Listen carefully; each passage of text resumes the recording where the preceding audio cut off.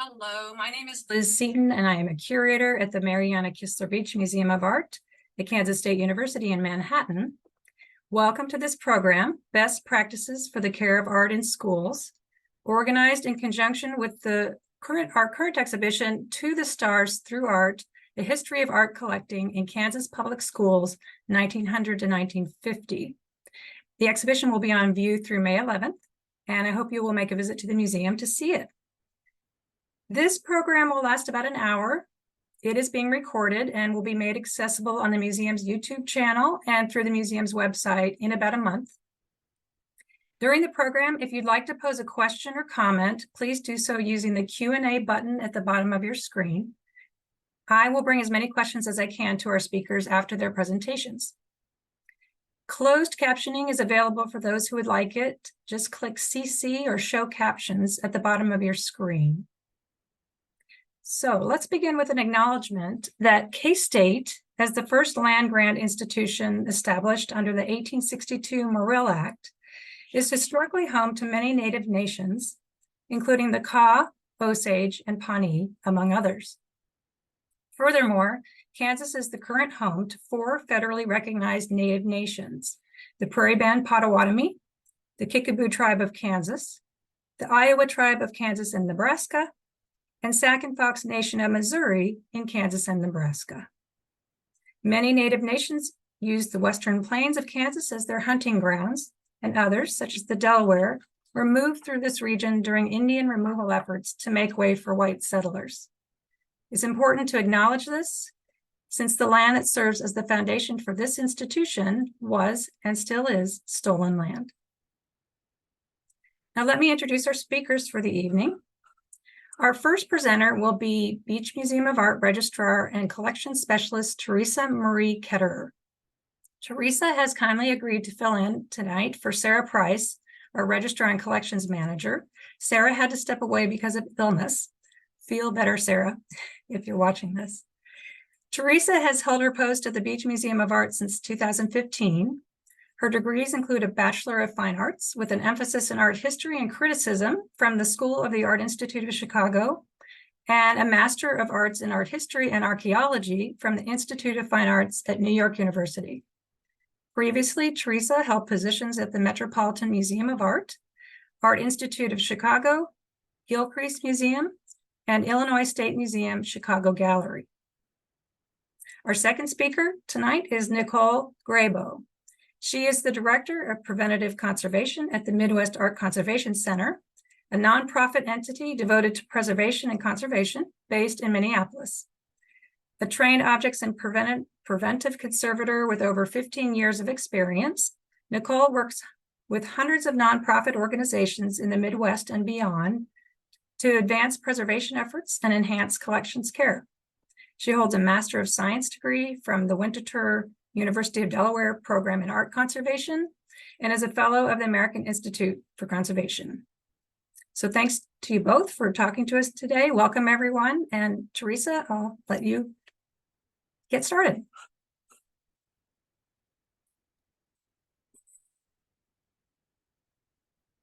Hello, everyone. Yes, this is Liz, and I'm filling in for Sarah Price. She actually created this PowerPoint. One second, fix my screen here. So the first thing we're going to ask are, what are the questions when looking at an unmanaged collection?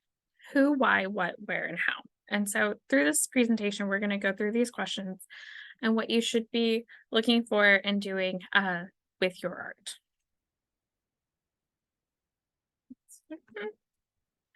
So who is designated to be responsible for the artworks and their records? So this can be an individual or an office. I highly recommend more than one person know what's going on with the collection. This also includes who owns the art collection. Is it a collection that belongs to the school, to the district, or a civic collection? Can also belong to a foundation that's related to the district. Or a local museum. Is there a budget for care for the collection? Now, this kind of goes back to who's responsible. as well as who owns the collection. So budget for care can include things like frames and security measures, such as glass. And then it can also include conservation materials, conservation of the collection, insurance for the collection, or budgets for appraisers. So is there written documentation recording the ownership of its and its care? So this can be policies for your district, specific to the art collection, if you like. Also policies and goals about its care and how the collection will be used. So why do you have this art collection? Does it relate to what the school or the district is doing? Is it on a classroom level? Or are you trying to relate to a larger community? It's important for those who are intended as the audience for your collection to be able to find what artworks you have, access to images that they might be able to use, or materials if they're wanting to do a school program. This includes research materials as well as your files and your archives. And then you're always going to want to have a balance between access and accountability. Now, we do this here at the museum as well. We want to make sure that the art is safe, but we also want to put art on display and make sure people have access to it. So we're always going to be thinking about our mission and how we're best serving the goals of the museum and how to protect and preserve our artwork at the same time. So what are your collections? What do you consider art or a part of the special collection? This includes defining what's office art versus what's a part of this special education collection.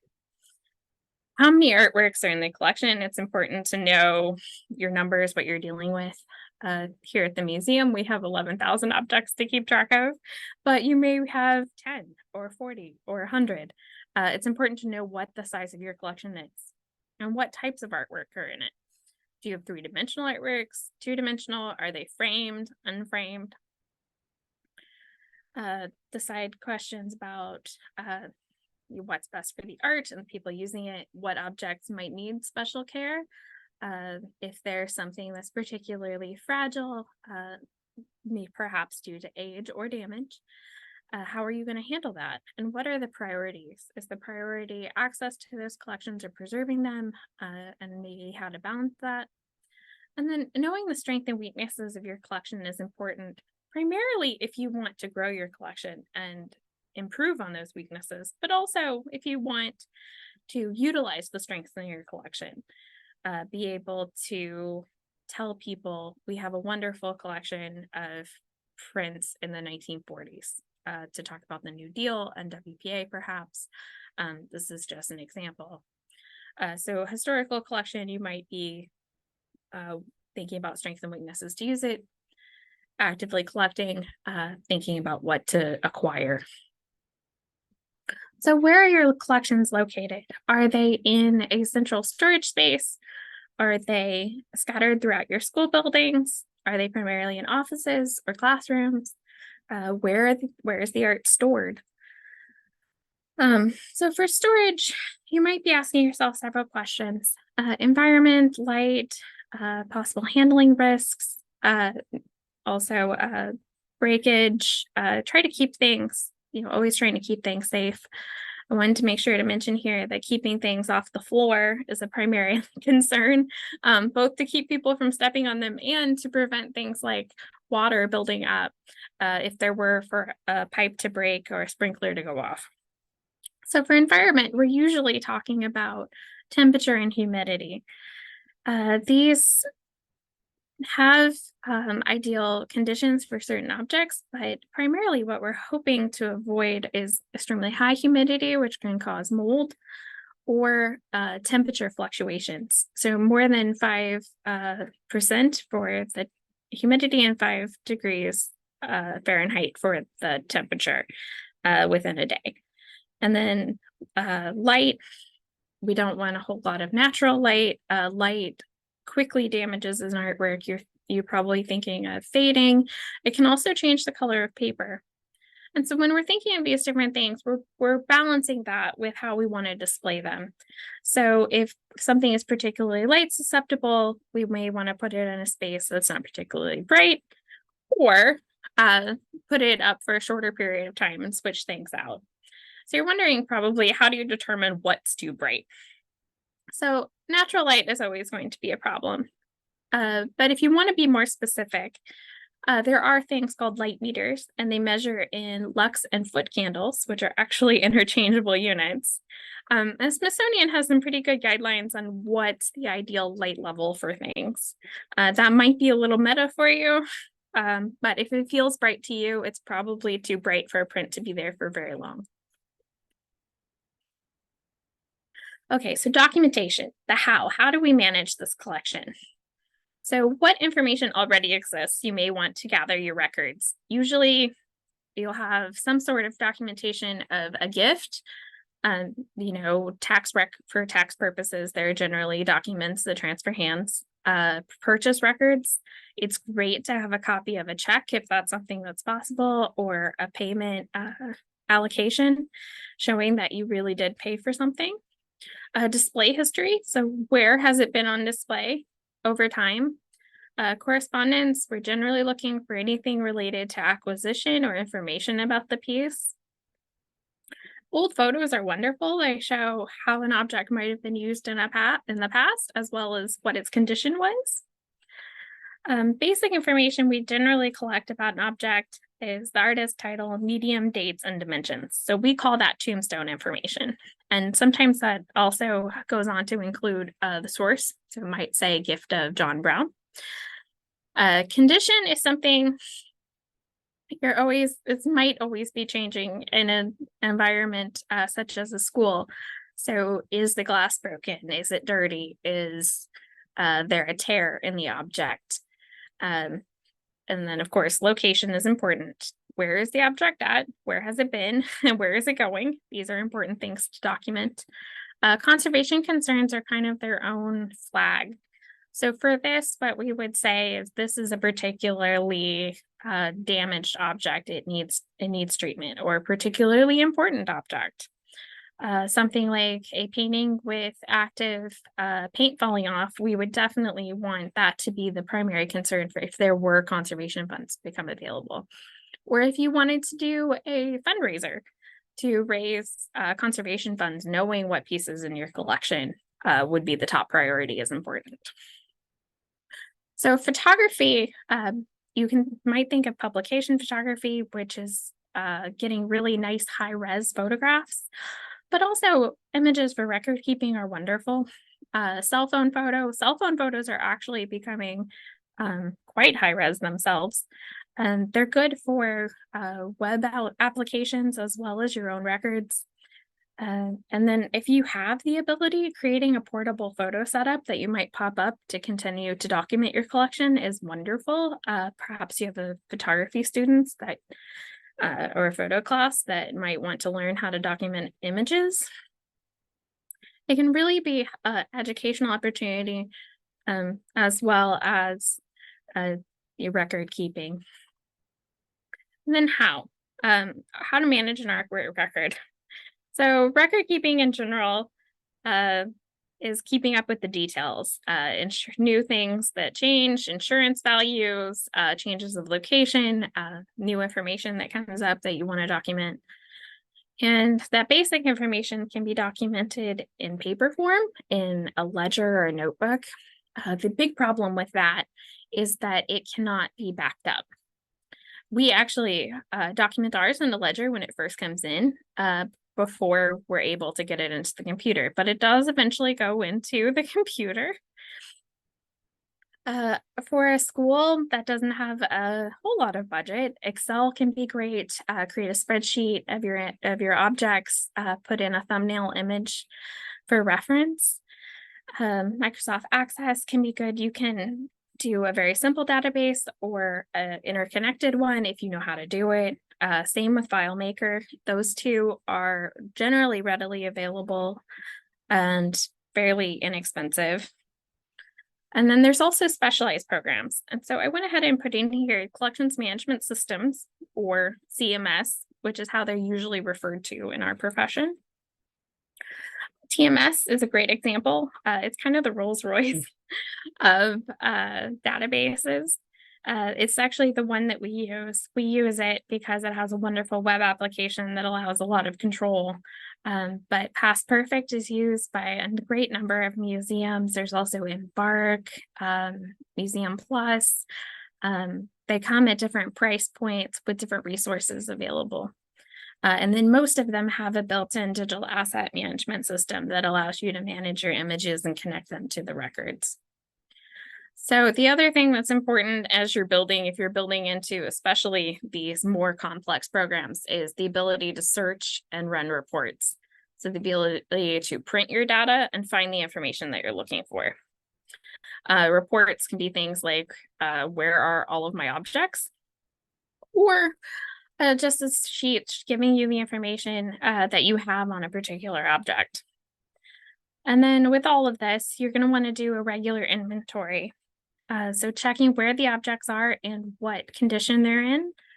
A tracking number can be really helpful. It's kind of like your social security number or the barcode on a book. It tells you exactly which artwork, which is especially helpful when you start dealing with a number of prints or something that is in multiples that might have the same title or be the same object. And then I added on here for Liz, actually, labels on all of your artwork, which is a wonderful idea. Identifying them, adding that tracking number to them, and then if you're putting them out in school buildings or across your district, having the information for the responsible party. Who do you contact if something goes wrong? Who do you contact if you want an artwork moved for any reason? Going back to that person who manages everything is a great idea. Location again. So we're back to environmental conditions. She's talking about heavy moisture and extreme temperature changes. So the two areas that come to mind specifically are entryways and near kitchens. They tend to have extreme temperature changes and heavy moisture. We don't want mold, and extreme temperature changes can cause cracking and paintings. And prints, it can cause that sort of wavy effect you may have seen. And then just making sure that the space that it's in is secure. Is it somewhere people are likely to vandalize? One would hope that's not going to be the case, but people are people. And then we talked a little bit about light exposure. UV can also be a high concern, especially if you know that your building is older and it doesn't have UV filtering windows. Let's see. Oh, art handling. So do we want anyone to be able to handle our artwork, or do we want specialized training? Or is there a particular object that requires specialized training? Perhaps you have your prints in a box. And if you do have your prints in a box, it's great to have interleaving paper to keep them from transferring to each other. Perhaps you want people to know who are handling that box to know how to properly take them out and look through them, clean hands, making sure that everything is handled in a way that they won't drop it or cause any other problems. And then how do we get the word out to our people? Or our community. So images on a website with the artwork information and any type of history you can provide is wonderful. This could be like an actual collection search, or if you have a small collection, take a page on your district website and put a thumbnail image and the information. If you don't want that information public, it could be on the intranet if you have one. Keep just making sure that your teachers know what's available so that they can reach those resources. Images can be just as useful as artworks in some cases.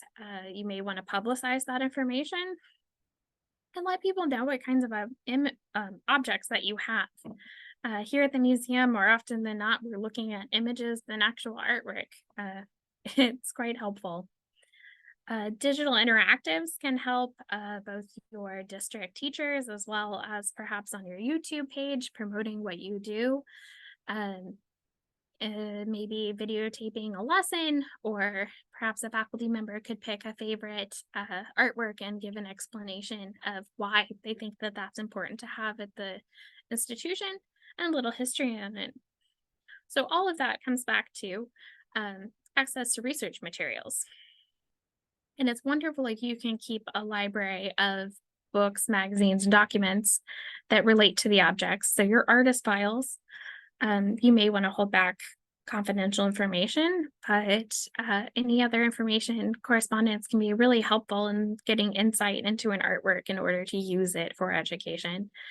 And then, history on your collection on your website can also be helpful to the public and to your own teachers. Now, here are a few resources to get you started with collections management. There's an information on ARCs about how to get started with photographing items if photographing objects is not something you're familiar with. Information on insurance coverage, which, as I said, it's its own type of policy.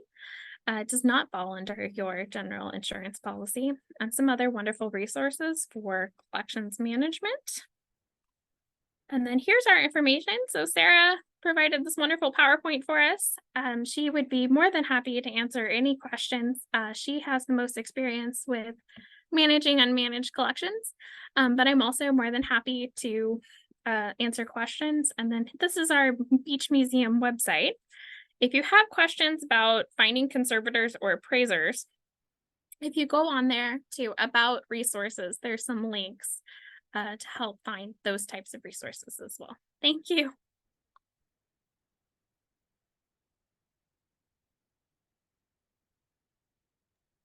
Thank you, Theresa. That was great. Nicole. Hello, Theresa, that was wonderful. I'm going to echo a few of the things that you have said. Let me just share my screen. Let's see. How's that? Does that look okay? So, as Liz mentioned in her introduction, my name is Nicole Grabow. I'm the Director of Preventive Conservation, the Midwest Art Conservation Center. We're based in Minneapolis, Minnesota, and I live and work on the traditional, ancestral, and contemporary lands of the Dakota people. Our home has a very complicated history, and I want to honor and respect our first American elders and thank them for their stewardship. I'm based in Minneapolis. We work with collections throughout the Midwest and beyond. And I'm a Kansas girl. I grew up in Kansas public schools, and art has always made an impression on me. So when Liz and Sarah approached me to invite me to present, I was really excited to kind of speak to a little bit of my own history as well. The picture that you're looking at here, this is from an artwork that is in a public school, actually in Washington State. Now this is kind of interesting. Different schools and different art collections will be managed in very different ways. There's not necessarily a normal way to do it. Everyone kind of solves the problem of managing art collections in their own fashion. And all of the artwork in public schools in the entire state of Washington is actually owned and managed by the Washington State Arts Commission. So it's all managed by one small group of like 3 staff members who kind of like look out for this whole collection. So that's kind of an interest that has its pros and its cons, but it certainly is there, kind of issues with managing art collections. However you do it, art can require a lot of attention in order to care for it in a way that enhances its preservation. But we at the Midwest Art Conservation Center are here to kind of help you with that. And in my role as a preventive conservator, I try to provide a little bit of some of the access to conservation information and make it, kind of useful and practical for people at any level of collections care. So you'll see that my email address is on this slide. If you have questions that you aren't able to answer today or what we aren't able to talk about in this short time period, please feel free to reach out to me. It's part of my job to answer questions from anyone, so don't feel like that's an imposition at all. I'm going to start with figuring out how to advance my slides. Just a definition of what I think of when I use the word conservation. We have a national professional organization called the American Institute for Conservation, or AIC. Their website is down below, culturalheritage.org. And they define it as the profession. So it's a distinct profession devoted to the preservation of cultural property through 4 primary activities. Now, a lot of times people will think of conservation treatment as, sort of the first and maybe only step in conservation. But in fact, all of these 4 things are equally important. And every artwork that comes into our labs here begins with an examination. The conservators will look at it very closely in order to determine what it is, what it's made out of, what kind of condition problems it has or might have, and what they what they propose to do about it, what their suggested course of action is for conservation treatment, if any is needed. And then we document all of our work with both written documentation as well as photo documentation. And we keep files for every artwork that has been treated by the Midwest Art Conservation Center. We have both hard copy and digital files. And in addition, we provide that documentation to the owner of the artwork. And there are a lot of reasons for doing that. It's part of our ethical code. It's part of transparency and part of sharing information. A lot of times things are discovered about an artwork during conservation treatment that are not necessarily immediately obvious, that can add to scholarship. So we like to have a way to include those and document those. The treatment itself, and you can see I am trained as an objects conservator, which is a conservator of 3-dimensional materials. And I worked as an objects conservator for about 10 years full-time before I transitioned into preventive care, which is what I do now. So that's a picture of me back with a different hairstyle doing a treatment on a small sculpture from Alaska. And now I work in preventive care. And that is the act of trying to prevent damage from happening. So if you think of the analogy with medicine, you've got, you're the urgent care center or the hospital emergency room, but then you go for your annual checkup and you see your doctor for preventive care suggestions also. So that's kind of who I am now. And another term that I wanted to clarify when I use it, and again, this is AIC's definition, is preservation. The protection of cultural property through activities that minimize deterioration and damage. So the primary goal of preservation is to prolong the existence of cultural property. This is a little bit of a tricky, a sticky wicket, as you will, because preservation is sometimes seen as an obstacle to access. If artwork is made more accessible to people, it does not tend to last as long. And if we want to preserve it, a lot of those activities of preservation make it harder for people to see it or to experience it. So in collections care, we're often working to find a balance between preservation and access.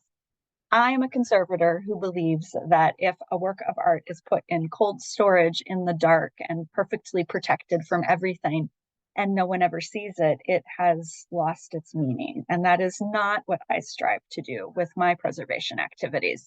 So it's about bringing in balance and managing when accessibility is significant enough to be kind of handled in a way that also promotes preservation. One of the tools that we use, and any of you who are involved in collections care or preservation are probably familiar with this concept, are the agents of deterioration. Now, I did not invent these. These were kind of developed by very smart people at the Canadian Conservation Institute as an attempt to explain or define all of the causes of damage in physical material culture. So artwork, historic materials, anything that is like a physical object in the world is subject to these 10 agents of deterioration. And the challenge is to try to think of a form of damage that was caused by something other than what appears on this list. And I have yet to come across one. So I think they did a pretty good job in identifying these agents. And so what we do in collections care is we put policies and procedures in place to try to mitigate the effects of these deteriorative elements. I'm not going to talk about all of them today because we don't have time. So I just highlighted the 3 that I think are probably arguably the most relevant for collections that are in schools. Now, all of these are going to be factors, and Theresa talked a lot about the importance of a good collection environment with respect to temperature and relative humidity, and that is absolutely true. But I'm going to focus on the three things that you see highlighted, although I do want to point out this one here, number 3, dissociation. This is actually a big one too, and this one it's a little abstract, but the way that I define it is that dissociation is when an artifact or an artwork has been separated from its context or its identifying information. We no longer know what it is or why it matters or where it came from. And that's something that can happen very, very readily and very quickly to collections that are not actively managed. This is a lot of the work of collections management, is keeping things inventoried, keeping their location known, keeping catalog records about them, keeping them labeled, and all of those types of things that kind of build context and give us a framework under which to understand what it means and why it's important. But I'm going to give you some examples. First of all, direct physical forces. This is kind of the most obvious thing that happens to artwork, right? Like things break, they get damaged. The picture on the left shows a sculpture outside the Botanical Gardens in Des Moines, Iowa. And this really happened, and it really happened not 2 weeks after the sculpture had been completely deinstalled and repainted and then reinstalled. And it was just this horrible, like, drunk driver incident where the car just drove right into the sculpture, and it would cost everybody a lot of money and was horribly sad. And so that's kind of an extreme example, but things like that do happen. They do happen to artworks. On the right, maybe a more mundane example of a historic glass piece that endured a period of burial at a trading post in the Dakotas, and during burial, it was broken. So things that are vulnerable to physical damage tend to be those materials that are brittle, things that are handled frequently. So think about the accessibility of something as a part of a study collection where students or researchers are handling it or using it. And then anything that's in the public right of way. So this is for sure public art collections that are displayed in schools, in hallways where there are a lot of people present. They're going to be really, really vulnerable to physical forces, elbows, backpacks, those types of things potentially damaging their surfaces. And then thieves and vandals, this is another agent of deterioration. And the slide on the left is from here in Minneapolis. This is a Claes Oldenburg sculpture that is regularly graffitied. And we regularly go out to remove the graffiti. Graffiti can kind of beget more graffiti in a way when artwork is well maintained and well cared for. People tend to leave it alone, and as soon as something begins to show signs that it's been tagged or it's been damaged, it attracts more attention. So we definitely recommend that when something has been vandalized or it has been damaged, that it's taken off of display immediately, so that it doesn't encourage further abuse. And then the slide on the right is from the internet, from recent events of activists taking a stand and calling attention to their cause through destruction of high value artworks. But you'll notice that in the things that are vulnerable to theft and vandalism include outdoor sculpture, high value items, controversial items, and also things that are in and around schools.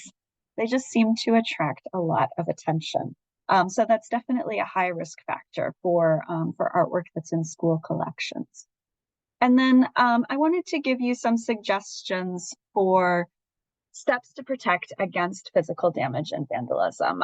These are, not brain surgery. A lot of these are, very common sense steps to take, but providing glazing for framed artworks can protect the surface from physical damage. I do recommend acrylic glazing rather than glass, for the reason that it itself is more durable and is going to resist physical damage better than glass is. And the slide on the left is from a company called TrueView. They make a really high quality museum acrylic called Optium. But there are all kinds of different places where you can go, and many framers will use acrylic glazing. A nice thing about acrylic glazing is you can purchase it with UV inhibitors, which then also protect against UV damage. So that'll give you double protection against two of the agents of deterioration, physical damage and radiation damage. And then hanging artwork out of reach. This is another one of those things where we see the kind of the push and pull between preservation and access. If we hang something out of reach, it's less likely to be damaged by a careless elbow or a backpack, but it's also harder to examine it. People can't get up as close to it as they can when it's right down at eye level. So that's something to kind of think about and manage. What is the likelihood that it's going to be damaged physically, and can we protect it with glazing first? And then keep it down, keep it close at eye level. Or if we're not able to do that, if it's really high value, if it's a really chaotic, a crowded hallway, then maybe you do need to consider moving it up higher. Use of stanchions or other types of physical barriers can be a good way to keep people away from the walls and away from the artwork. I've seen people put in place like little lips or little ledges on the floor that just kind of prevent you from sort of crossing that barrier and getting within an arm's length of the artwork. Of course, that could also be considered a trip hazard in a hallway. So, again, you kind of have to balance all of your constituents and all of their needs. But know that providing some kind of physical barrier like that could be an option for you. And then having a secure, dedicated storage location so that things aren't at risk of physical damage while they're in storage. But that storage is a place of refuge, a place where they can be protected, and they're not going to be at as risk for damage there. And one of the ways that we can take advantage of collection storage and the safety that it affords is through having a rotation policy for when things are exhibited. So something is not necessarily on display all the time, but it's rotated on and off, and that we have things can take a break from the stress of display by being in storage for part of the year or part of the time. So speaking about collection storage, here's some things that we like to see in collection storage is that it is climate controlled, which means definitely temperature, ideally relative humidity also. That's not always possible, but if it is, that's fantastic. We like to see things being protected from light. So in a room that is not also a work area where the lights can be turned off when the space is not in use, or where collections can be put in relative darkness in boxes, or something else that's opaque that protects it from light. Protection from theft. So ideally, this is behind locked doors or an area that not absolutely everyone has access to. As Theresa mentioned, everything is 4 inches off the floor to keep it from toes, as well as any kind of water damage. Water is one of the most common types of emergencies that collection sees, whether it's through a plumbing incident or seasonal flooding. It's really, really common to see water infiltrating collections areas. In collection storage, I recommend that artworks don't touch one another because that can be a cause of physical damage. And that the storage area is for art only, that you don't also use it for like cleaning products or the holiday decorations or things that have other uses. And that will help you to control your access, keep it a more secure space.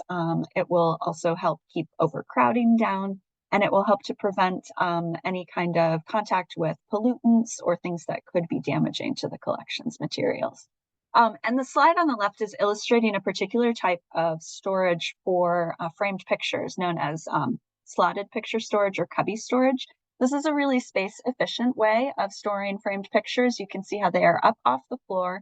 They're arranged vertically, and they've got interleaving material in between each one. So they're not actually touching each other or pressed up against each other.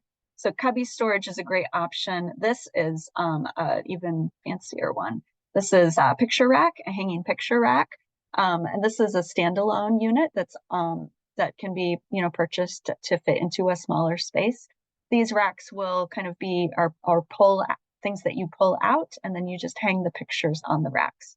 These ones are not as space efficient, but they're better for oversized artworks that don't fit on the cubbies, and also frames that have fragile surfaces or decorative surfaces that you want to protect the frame. An option for two-dimensional artworks that are not in frames is this flat file storage here. So this is for unframed materials. You can see how these are all beautifully matted with window mats to protect the edges from handling. And they're also, all cut into even sizes to make them fit just really nicely in the drawer. So this is a really, really great example of unframed picture storage. And then three-dimensional materials generally can go in closed cabinets or on open shelving. These are like the super fancy versions from the manufacturers. Delta is a manufacturer of these fancy cabinets. But I've seen all kinds of versions of open shelving that are very affordable. What I do recommend if you're purchasing open shelving is to buy powder-coated metal for your storage, since it will not off-gas and it won't adversely affect collections. I just recommend staying away from wood products, even coated wood products, because they evolve acetic acid and can accelerate degradation in collections materials. But here you can see these types of shelving units are ubiquitous, inexpensive, and they're in use in a couple of different collections in a couple of different ways. This collection has really nice boxes for all of their artifacts, and these have been custom made by their staff. So obviously this is like someone that has a lot of time that they're able to spend, which is not always the case, but can maybe be an inspiration. And then the last agent of deterioration that I wanted to talk about is radiation. This includes both visible light that we can see and UV that we don't see. And things that are particularly vulnerable to light and UV tend to be plastics, textiles, watercolors, anything with natural dyes. These are a couple of pictures that illustrate some of the light fading that we can see when things are exposed to light levels that are too high for too long. You can see the pink on this garment, and these silk overlays were probably also pink at one point, but that color has completely changed. And similarly on this birch bark box, which has quill work decoration, the quill work here and this flower, this was a bright pink color, which can actually be seen on the side because the side of the box was not exposed to the high level of light that the top was. And I think that this blue was also originally green and has undergone a color shift because of light fading. And light fading can happen from all manner of sources. Here's an example of a school that has a couple of artworks displayed in some offices. This is a UV light here.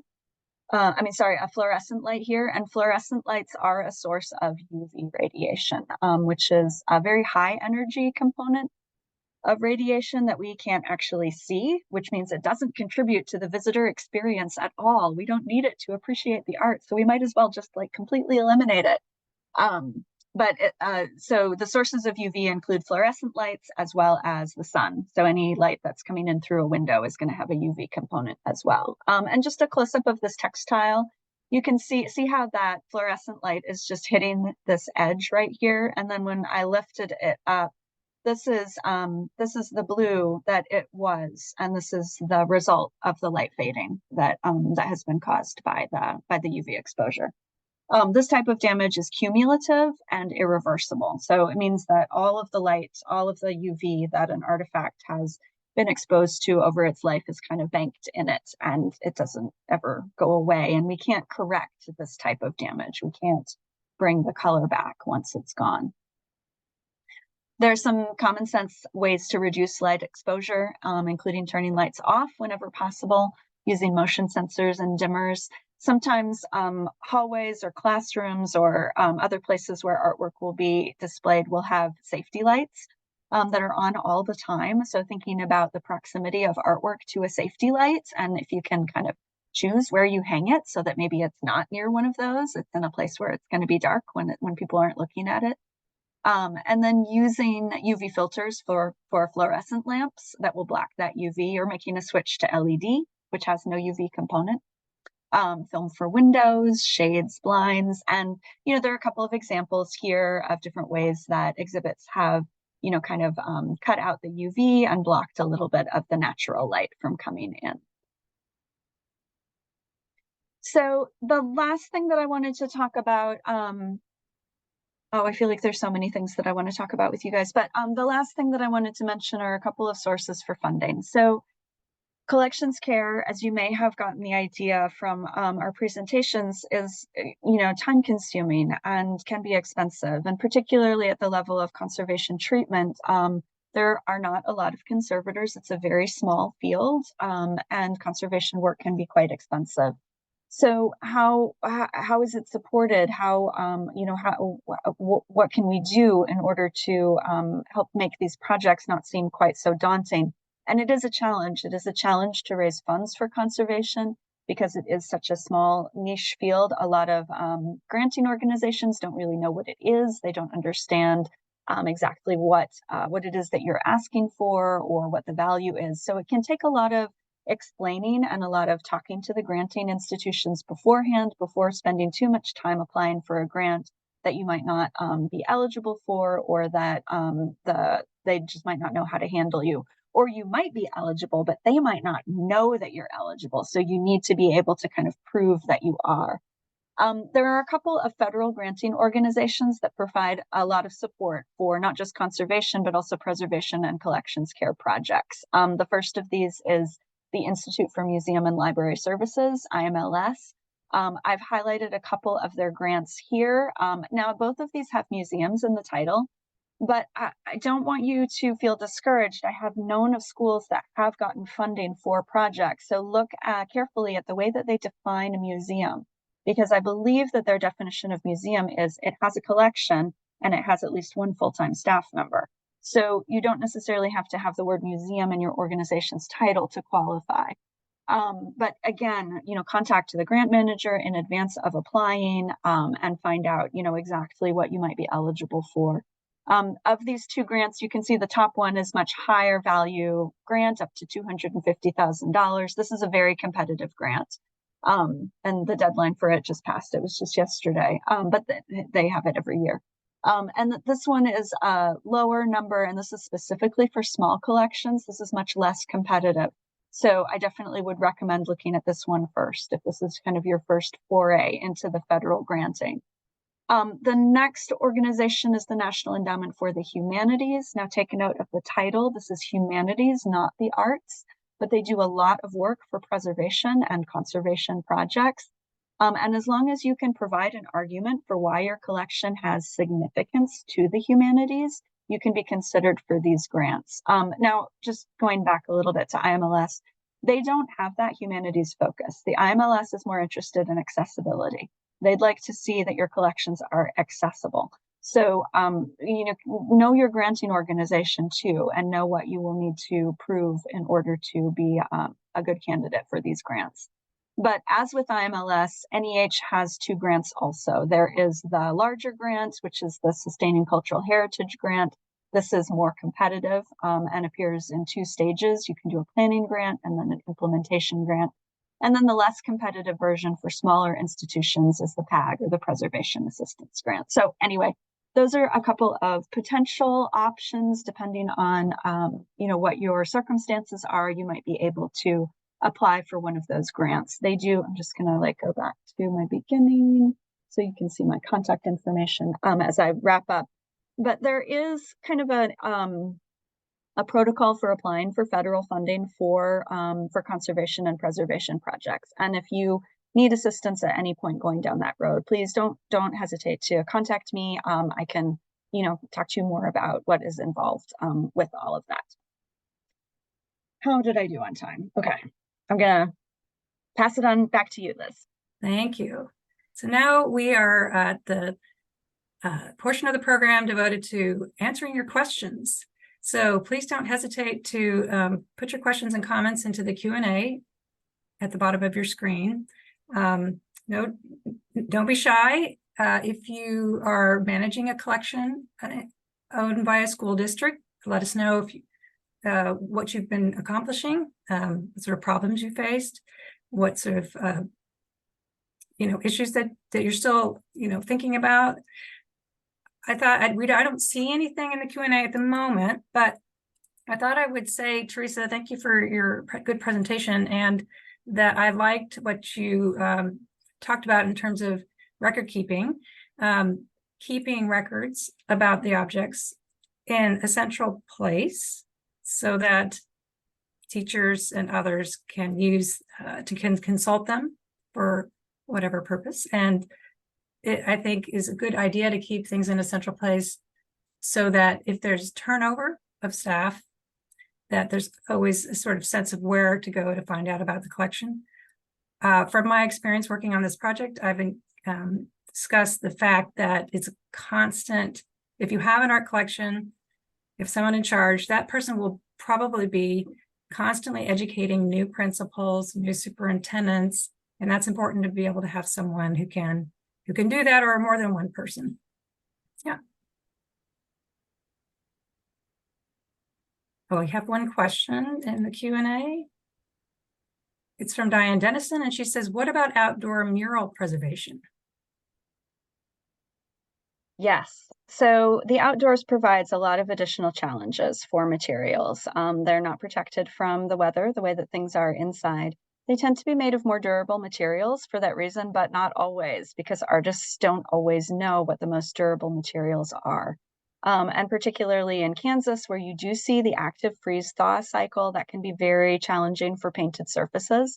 I try to warn people when they are commissioning an artwork for an outdoor mural that painted surfaces typically don't last in a seasonal climate like in Kansas more than about 5 to 10 years on the outside, that I see them as very ephemeral. And it's good to kind of keep that in mind.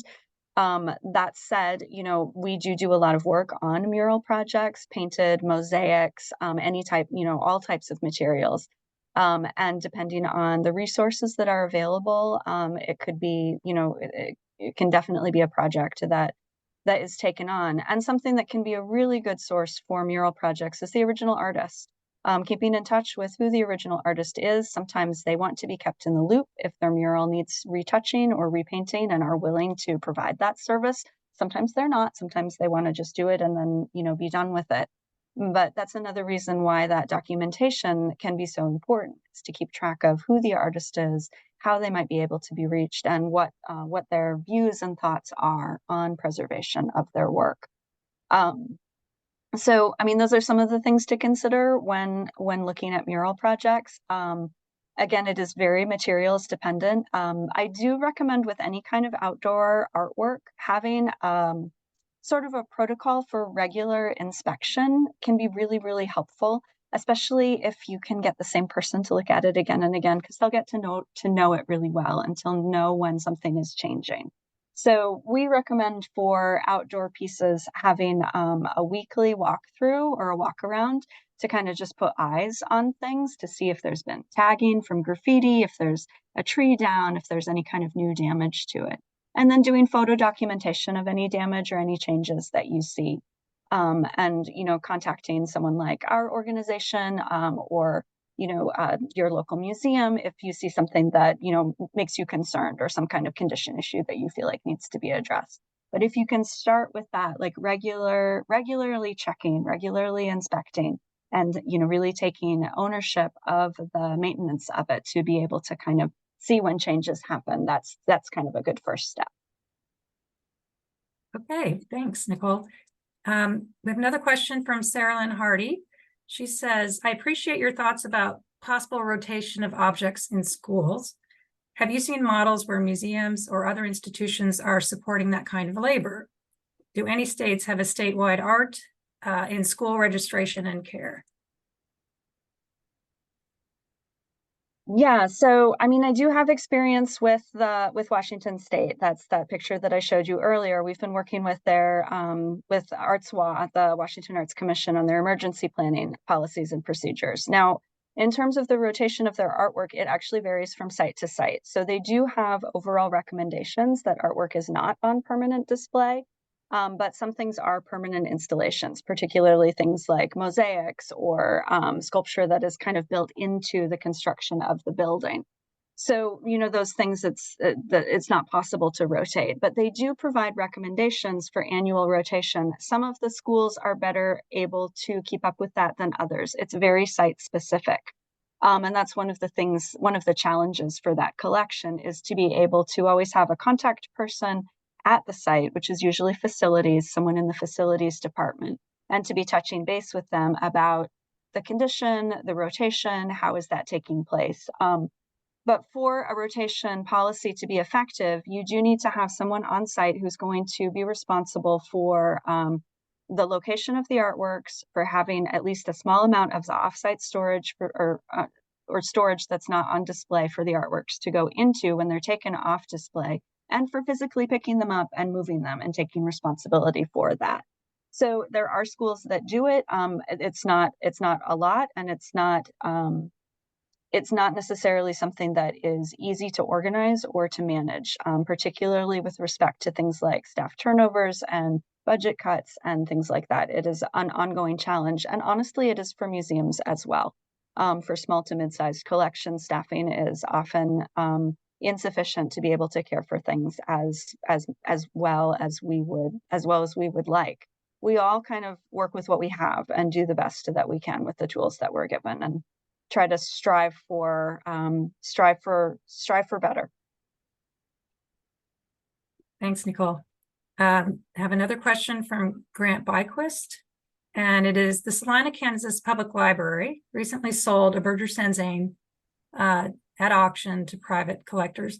What are the legal implications of gifted art to a public institution? And when, what happens if a public institution decides to sell artwork, or what are the issues? What do you think, Theresa? Do you want to take that one? I was wondering. That was the main question. So when artwork enters a government institution or a museum, we call it the public trust. And through the public trust, we have a certain amount of ethics or responsibility to the public. So it is an ethical question about whether or not something going into a private collection is a problem. As far as legal issues, artwork that is donated to a collection needs to be there for at least, I believe IRS rules is 2 to 3 years before it is sold off if they took a tax deduction. As far as other legal implications, it depends on state or whatever civic property laws that you may have regarding the property of that government. I would recommend, if you are the manager of a public collection, to have a deaccession policy that is agreed upon by your board members and the staff that says, how will you get rid of an object if you decide to do so? So for a museum, it's built into our collections policy that we have a deaccession section so that every deaccession starts with museum staff, is reviewed by the rest of the staff, then goes to our director, our boards, and onward through the university hierarchy before we're allowed to take something out of the collection. We also are bound to create documentation and justify why that particular piece needs to be removed from the collection. You may have different, depending on your institution, mission-driven reasons that may be removed. But as far as legal implications for a state institution, or by state, I mean government institution, to sell something off to a private individual, there's technically no legal problem with that. It's more of an ethical issue. Liz, do you have anything to add to that? I had a thought and now it's escaped me. I think that what you're saying is that there'll be a number of hoops that one has to go through in order to, for the work to be sold. I think that might have been the problem in Salina. There wasn't enough public input, or at least that's the complaint. And so if you have some policies that make sure that there are different groups of people reviewing a decision like that, that will be helpful. And I was thinking of mentioning, and I'll encourage people to please put a question in the Q&A. I was wanting to mention a really nice example of what a district has done to to work with its collection and maybe protect it a little bit more. They have created a art committee, the USD XXX Art Collection Advisory Committee, And that committee is comprised of staff members and community members.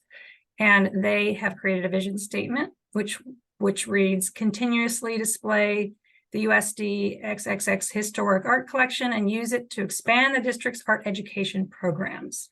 And then they've created a set of goals, and they provide updated information about completed goals and ongoing goals. And among their completed goals at this stage, this district committee's goals completed are an inventory of all pieces. They've done that. They've contracted with an art conservator for an on-site condition survey of the works. They've prioritized the pieces that are in need of conservation, and they've established a donor fund through the district foundation for managing conservation money raised for conservation or other purposes. And then their ongoing goals, they say, are to seek donations for the restoration of significant pieces of art, to develop a plan for reintroducing the art to district students and to the greater community, and developing a plan for rotating the collection. We've been talking about all these issues, but they're spelling this out. These are their goals. Developing a plan for storage of art not on display. We've talked about this, and continuing to seek high quality pieces to add to the district collection. And that committee could be working with the teachers and the students, say, on what might be added to the collection. Important to really bring the community in, I guess, get buy-in from a number of people in your school district, and get the community excited about what you're doing. I think that's a really good model for managing a school district collection. Do you two have any other questions for each other, or any other questions tonight coming in? We're getting close to the ending time for the program, but so I know Minnesota your institution, Midwest Art Conservation, has a membership program, which we are a member of, which allows us to get free assessments on our proposals, as well as emergency response. Can schools join that program? Yeah, all you have to do is prove that you're a nonprofit.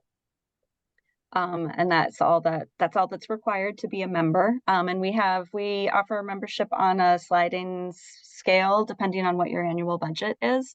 But it's very reasonable. And we do take work from private individuals and private collections as well. And we have a number of corporate collections who are clients. But if you are a nonprofit organization, you get a lower rate. You get the free examinations, you get the emergency response support, and you get priority in our queue. So there's a long wait for conservation treatment, but we always prioritize our nonprofit institutions in that, and we'll take into account like exhibition deadlines and things like that when we're managing which projects get done. Okay, we have one more question. I'll make this the last one. What challenges are presented if artists donate not just artwork, but supplies and materials back to a school where they were an alum? Is there a line to draw between teaching these materials, working with these materials in a classroom, I think, for learning and maintaining them as historic objects that should be protected and receive little handling? So does this mean artists' supplies and materials as a artifact for historic preservation? Or for use? I think maybe, for example, if someone donates their if it's a printmaker and they donate their wood blocks, this person may be asking, should the art teacher make use of them in the classroom, or should they be put in a case or in storage or what have you? I'm not sure if that's exactly what's being asked, but that's one potential scenario. This seems like a question for me. So the answer, I would think, would fall back on the intentions the artist had when giving them. Do they want their blocks to be reused? And in that instance, do they want their materials to be used? We at the museum, Beach Museum, have a collection of artist materials that we use or intended for teaching. We actually have an upcoming exhibition that a number of them will be in, illustrating, the history of what these artists used. And for our purposes, they're to show what historically was used, and how the materials relate to the objects. And for us, those go into archival boxes and are brought out as a historical object. At the same time, I have, our education coordinator has their own collection that's a little bit more handling. She doesn't have artistic objects in there, but there's no reason she couldn't. That kind of blur that line between historical object and something the kids can handle and say, oh, this is what, holding a printmaking material would be. And just looking at it. So I think that has a lot to do with documentation in the beginning. What's the intention, and making that clear. And it can be done either way. Okay, well, thank you to our speakers. Thank you to Jennifer Harlan, who's been working behind the scenes. Thank you to our closed captioner. And thank you to you for attending tonight's program. I hope you found it useful. Take care. Good night. Thank you. Thank you.